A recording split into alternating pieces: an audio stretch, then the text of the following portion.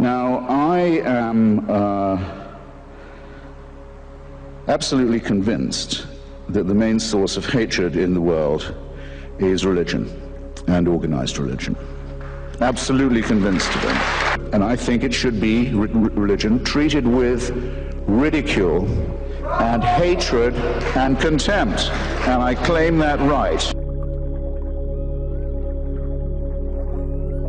The spread of Christianity, about which you spoke so warmly and affectingly in your opening remarks, attributing it to the innate truth of the Bible story,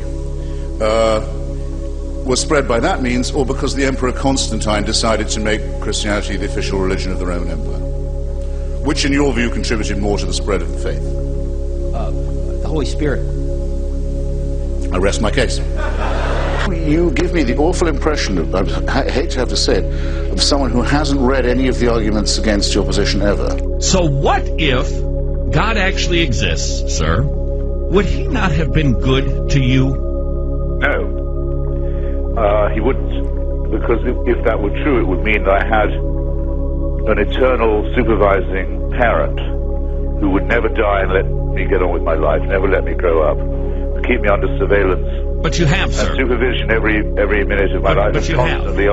Constantly asked me to be thanking and praising him. Yeah. I think it would be like living in North Korea. I think it would be a horrible outcome. Well, not sure that God is Kim Jong-il, but what if what I said is true? Well, ask Kim Jong-il, he has a different opinion.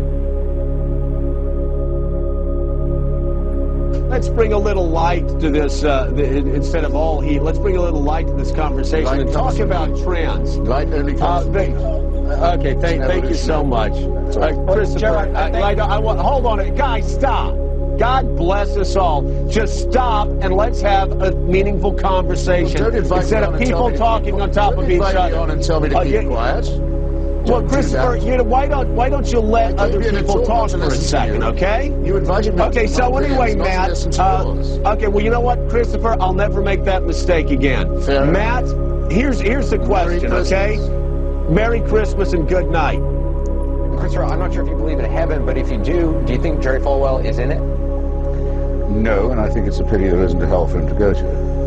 What is it about him that brings up such vitriol? The empty life of this ugly little charlatan proves only one thing, that you can get away with the most extraordinary offenses to morality and to truth in this country if you'll just get yourself called reverend.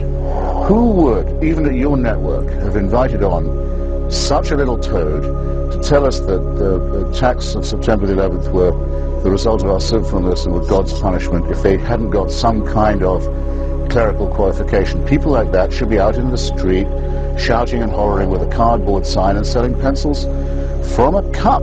How much of what you say is calculated? None. It's meant, in the sense of being, it's not done for effect, if that's what you mean. Well, I don't say anything. No, it's a very good question. I ask myself a lot of the time because I'm often on the telly and on the radio, and I often have a book to sell, and I don't want to suspect myself of just doing things for effect.